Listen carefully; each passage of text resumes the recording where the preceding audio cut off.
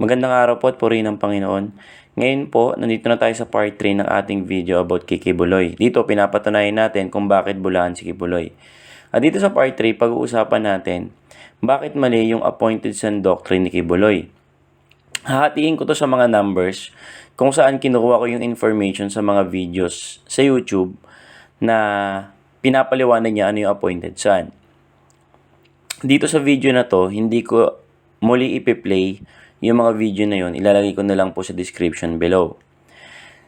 Ano-ano yung mga points nung appointed sa doctrine ni Kibuloy. Umpisahan po natin. Sa number 1, yung 3 sons or 3 types of sons. Number 2, purpose of Jesus' death. Number 3, the purpose of the new covenant or what is the new covenant. Number 4 is the peculiarity of Kibuloy. So, sa number 5, dito na yung mismong testimony niya. Okay? So, doon muna tayo sa number 1. Sa number 1, meron daw 3 klase ng anak. Ang una ay si Adam or si Adan. Ang tawag sa kanya ni Kibuloy is the created son. Ang ministry daw ni Adam is to have dominion in all things. So, nandito daw yung sonship and kingship. Pagdating kay Lord Jesus, si Lord Jesus daw yung only begotten son or the begotten son. Ang ministry daw ni Lord Jesus ay to take back what we have lost. Sa pangatlo, nandito na siya, si Kibuloy. He is the appointed son. Ano yung purpose niya? It is to inherit everything or makuha niya yung sonship and kingship. So, para kay Kibuloy, yung inheritance ni God ay sa mundo na to at sa kabila. Doon tayo sa 2. Jesus' death. Ano yung purpose ng kamatayan ni Lord Jesus? Para kay Kibuloy, ito daw yung purpose. It is finished. Yung sinabi ni Lord na it is finished, ibig sabihin daw nun ay nakuha niya na yung or naibalik niya na yung sonship and kingship. Doon tayo sa number 3. Sa New Covenant, ito daw yung New Covenant. To man up and come up to that level of faith.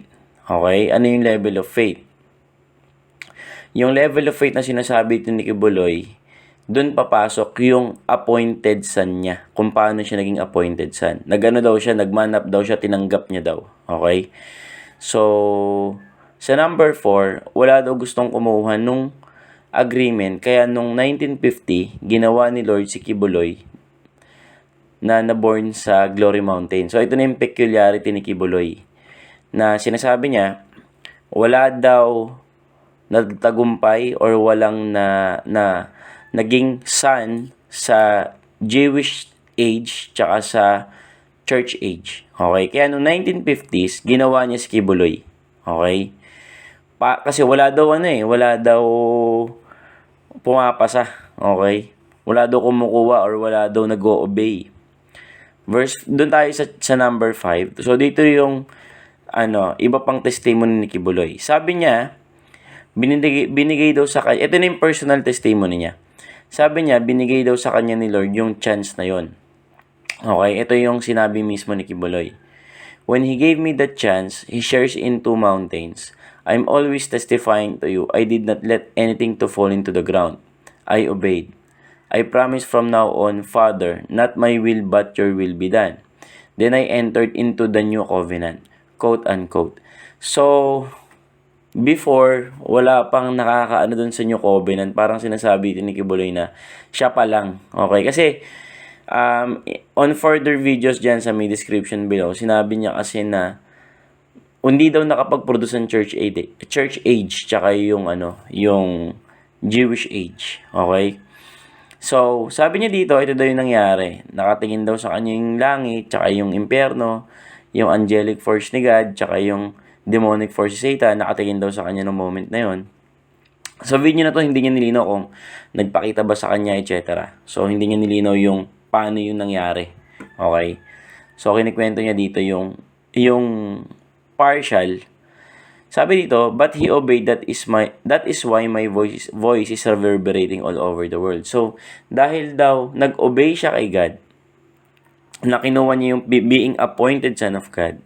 Sabi dito, kaya daw yung boses niya ay naririnig sa buong mundo. Kaya lang dito, masasabi ko dyan, nagre-reverberate not because you are a servant of God, hindi dahil servant ni Lord si Kibuloy, but kung dinig natin sa Matthew 24:11, and many false prophets will appear and deceive many people. So, pag tinagalog natin, maraming mga bulang propeta ang lalabas at marami silang madadaya. So, yun, kaya nagre-reverberate. Marami kasi siyang madadaya. So, sabi yun ni Kibuloy again, I will follow the Father's will no matter what. Dahil daw doon nag-surrender si Satanas. Okay? Tapos ito yung sinabi ni Kibuloy na napakahalaga. Sabi niya dito, at least from the billion people, may isa na hindi na niya anak ngayon. Hindi na anak ng serpent seed ngayon, naka-overcome na. Naging anak na ng Diyos sa Espiritu. Yun ang appointed son. So, dito, sinasabi ni Kibuloy, out of 7 billion people, kasi nung panahon na yun, 7 billion people pa lang yata, siya lang ang naging anak ng Diyos. So, siya lang yung naging appointed son. Simula nung kay Lord Jesus, wala na-appoint. Siya lang daw. Tapos, siya lang din yung naka-overcome. Okay? So, sinasabi niya dito, siya lang yung anak ng Diyos. Siya lang yung hindi na anak ng Diablo, hindi na siya serpent seed. Tapos, sabi niya dito, naka-overcome. Okay? So, yung overcome, hindi niya nilinaw dito, yung word na overcome. Pero may interview kung saan tinanong siya kung nakakaramdam pa siya ng pride, ng lust, etc. Sabi niya hindi niya na daw yung nararamdaman, na-overcome niya na daw. So, pwede nating sabihin, yung overcome ba na sinasabi niya is, nung tinanggap niya yung being appointed son, kasi kanina yung sinasabi niya the only thing you do is to man up. Tapos, yung isa naman is, wala, na-obey niya na, so hindi niya na nararamdaman. Parang ganun yung pinapalabas ni Kibuloy dito. Na-obey ko na to, hindi ko na to nararamdaman.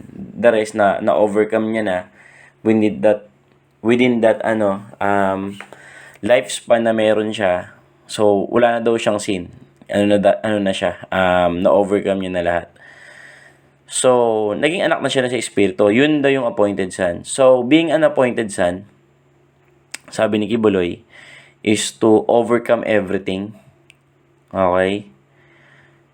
So, the problem here, since sabi niya, wala daw ma-produce yung church age tsaka yung Jewish age. So, hindi na pagtagumpayan ni na Daniel, ni na Job, ni na Paul, ni na Peter, no? Siya lang yung naka-overcome, 'di ba? So, anyway, tuloy tayo. Dito meron tayong malaking problema. Kasi sabi niya dito, ang purpose daw ng Jewish and church age ay mag-produce ng anak. At wala daw ma-produce ang dalawang age. Kaya siya ang ginawa ni Lord noong 1950s. Ayun nga yung sinasabi ko. Medyo tagilid yung yung tingin ni Kibuloy sa sarili niya dito. Kasi sobrang taas, no? Kasi wala daw na produce ang Jewish age tsaka church age. Kung ganun, 'di ba? So wala daw na produce na anak.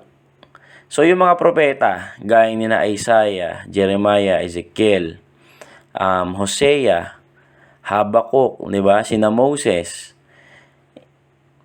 'Di ba? Hindi sila anak, 'di ba? Sabi dito, kahit yung mga matutubid na tao sa Biblia, sina Job, sa Old Testament, sina Job, sina Joshua, sina David, 'di ba? So, itong mga matutubid na tao, 'di ba? Hindi rin sina Abraham 'yan, si Abraham pa, si Joseph. So, hindi ba sila nag-overcome? 'Di ba? Kasi wala daw na produce sa Jewish age eh. Sa church age naman, dito naman sina Pedro, Pablo, Juan, at iba pang mga apostol. Sina Stephen, 'di ba? Grabe yung nangyari kay Stephen.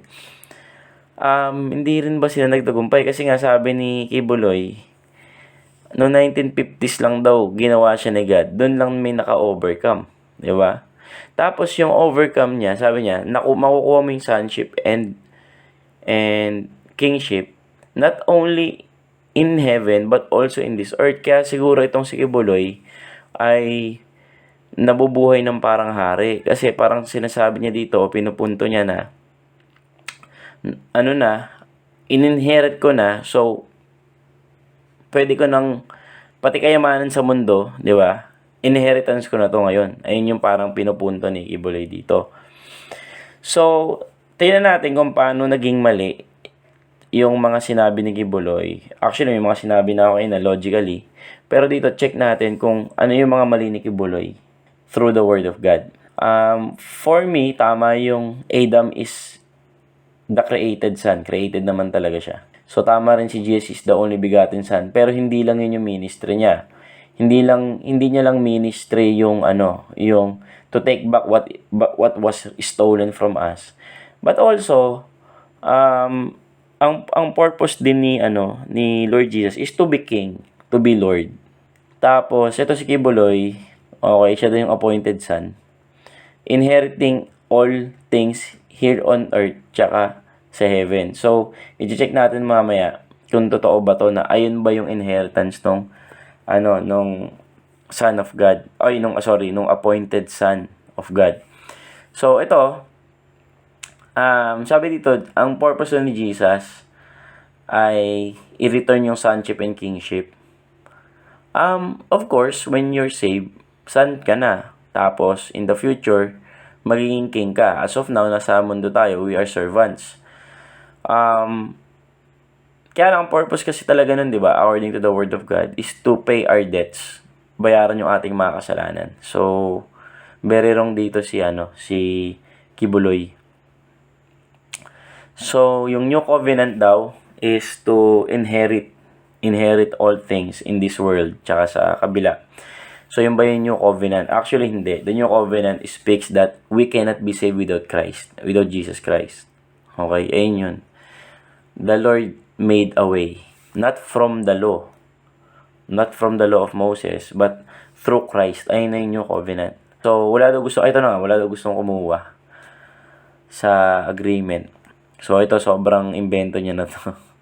Pati itong 5. Anyway, ito, paano ba maging anak ng Diyos? Okay? So, according kay Kibuloy, wala daw ma-produce yung church age. Okay, na anak ng Diyos. Tsaka yung Jewish age na wala daw ma-produce. So, siya na lang yung ginawa. So, ginawa siya na 1950s para daw may ma-produce. So, sabi niya nga, out of 7 billion, siya lang ang hindi na anak ng serpent seed. So, ibig sabihin mga members niya, hindi rin mga anak ng Diyos, no? Medyo iba talaga. Okay, so, check natin sa Bible, paano ba maging anak ng Diyos. Mag-a-align ba ito sinasabi ni Kibuloy? Sa John chapter 1 verse 12 or sa Juan chapter 1 verse 12 sinabi dito, Subalit ang lahat ng tumanggap at sumampalataya sa kanya ibinigyan niya ng karapatang maging mga anak ng Diyos. Kapag pala tumanggap at sumampalataya ka sa kanya, may karapatan ka na maging anak ng Diyos. So, yun. Tanggapin mo siya, sumampalataya ka sa kanya, maging anak ka ng Diyos.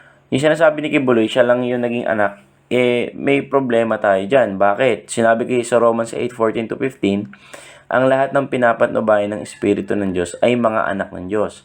Sapagkat hindi ibinigay sa inyo ng Diyos ang Espiritu upang kayo'y gawing mga aliping namumuhay sa takot.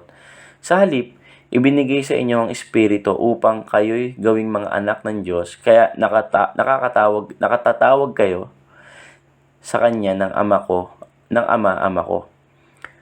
So, dito sa Romans 8:14-15, sinabi dito ni Paul sa mga taga-Roma, ginawa na kayong anak ng Diyos. So, ano yung sinasabi nito ni Kibuloy na siya lang, di ba? At wala na produce in church age. Ayun, sinabi na nga dito ni Paul sa mga taga-Romans. So, John chapter 1, sinabi, paano magiging anak? Tanggapin mo si Kristo, tsaka sumampalataya kay Kristo.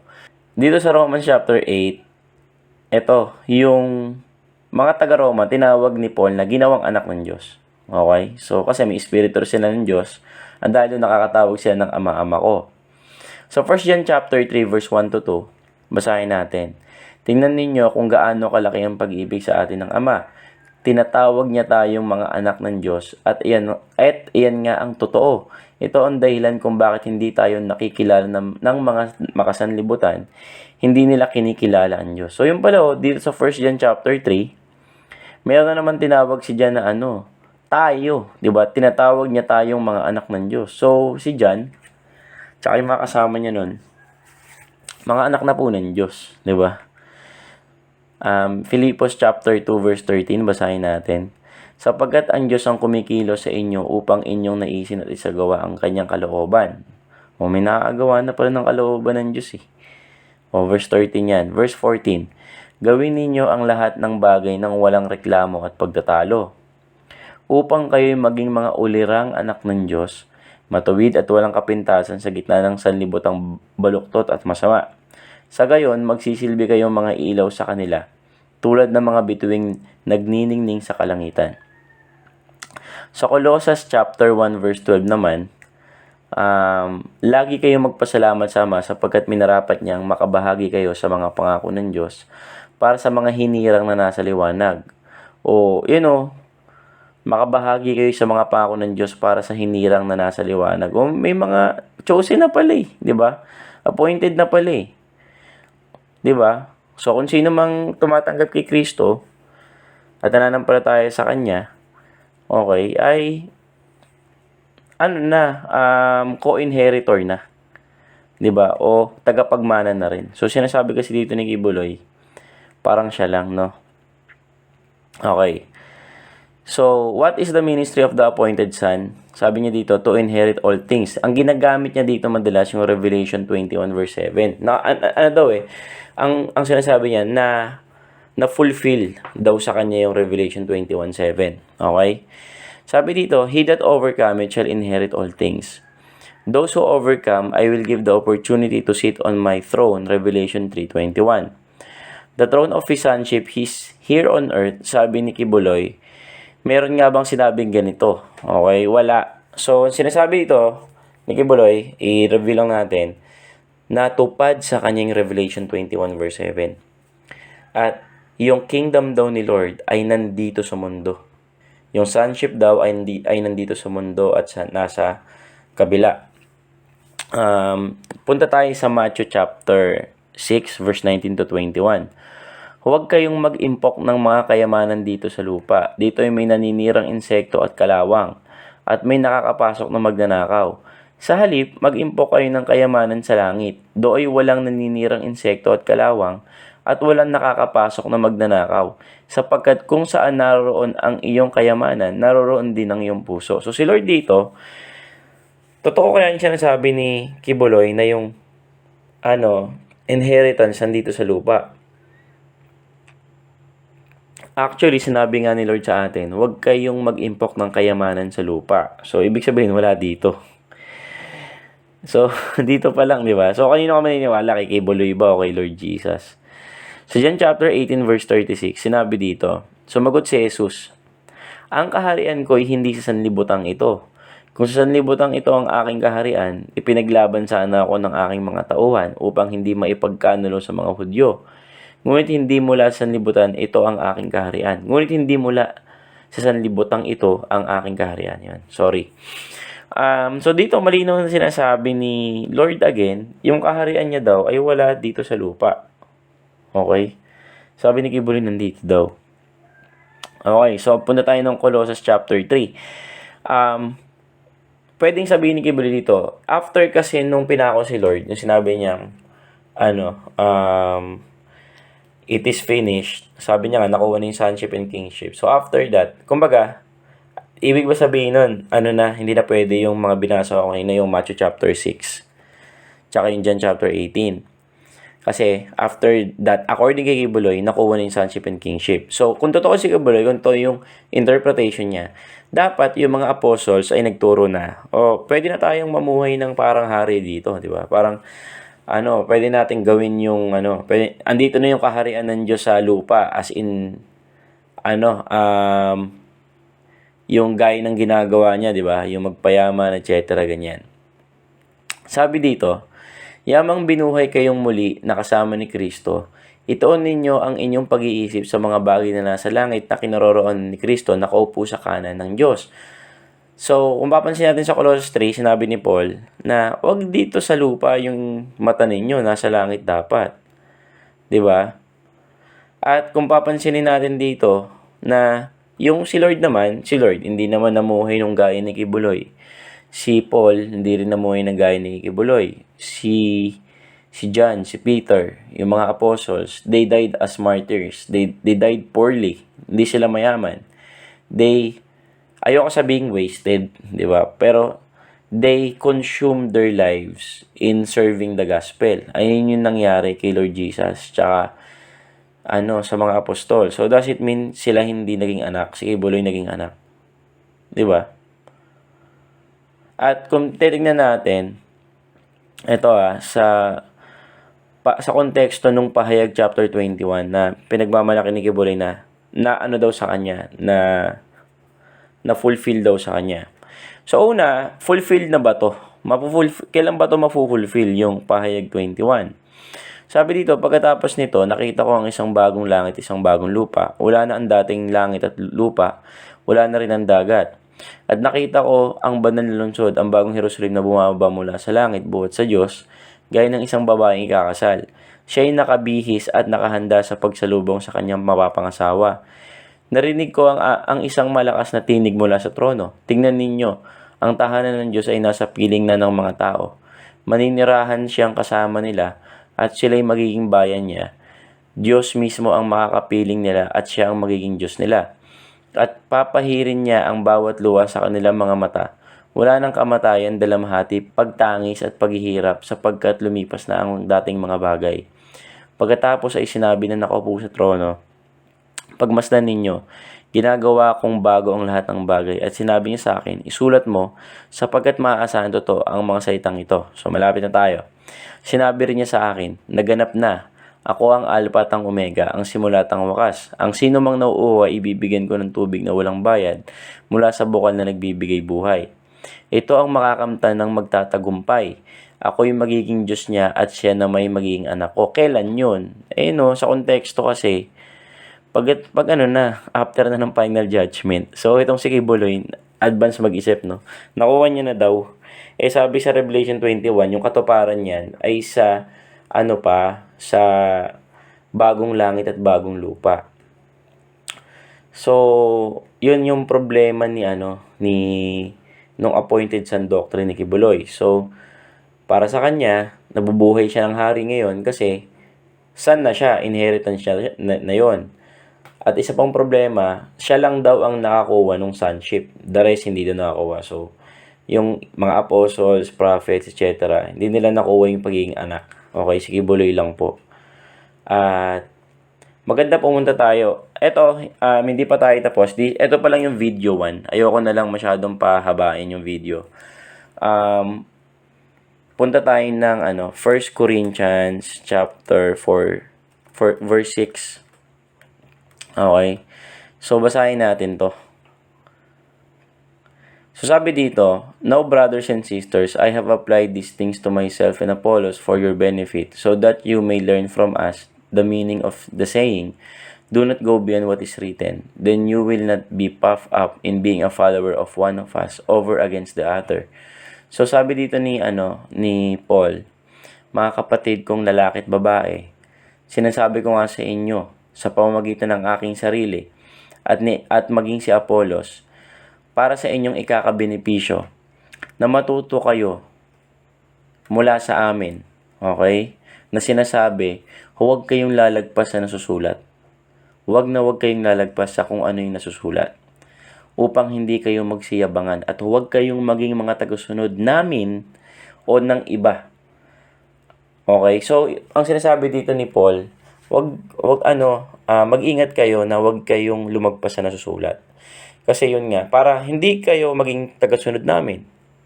Maging tagasunod kayo ni Kristo. At wala dito magtatalo-talo. Ako ay kay Pablo, ako ay kay Paul, ako ay kay Peter, ako ay kay Apollos, etc. So, ang ginawa dito ni Kibuloy, he goes beyond what is written. Also, tinignan niya yung sarili niya ng higit sa nararapat. Okay? So, ituloy po natin yung ituloy po natin yung sa susunod, yung next video ng being appointed sa ni Kibuloy. Sorry po kasi sobrang haba talaga. 25 minutes na tayo. Ayoko naman masyadong habaan yung video, baka maano na kayo, ma-board na kayo ng sobra. So maraming salamat po. God bless po sa bawat isa.